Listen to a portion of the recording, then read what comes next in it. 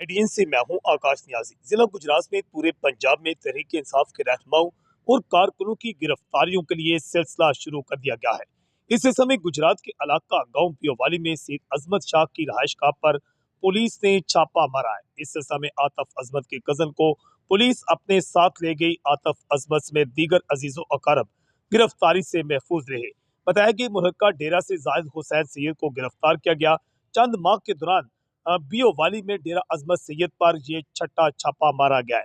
ये भी इत्तला सामने आ रही कि दीवारें फैलाकर चादर चार दीवारी का तकद्दस पमाल करते हुए पुलिस नफरी की जो है वहां पर पहुंच गई। 2 घंटे तक वहां पुलिस मौजूद रही और इस सिलसिले में आतफ अजमत के बारे में पूछती रही। अहल खाना के मुताबिक डेरा पर मौजूद मुलाजमीन को पुलिस ने पैगाम दिया, आतफ अजमत सैयद को थाने ले आए और इस नौजवान को अपने साथ छुड़ा कर आप ले जा सकते हैं। जबकि दूसरी जानिब जो है बड़े पैमाने पर क्रैकडाउन का आगाज कर दिया गया। ये भी इत्तला सामने आई कि आज लाहौर में होने वाला जो जलसा है, जो कि काहना के मुकाम पर होगा, वहां जो ही लाखों की तादाद में या हजारों की तादाद में लोग इकट्ठे हो जाएंगे तो बड़े पैमाने पर वहां भी क्रैकडाउन किया जा सकता है।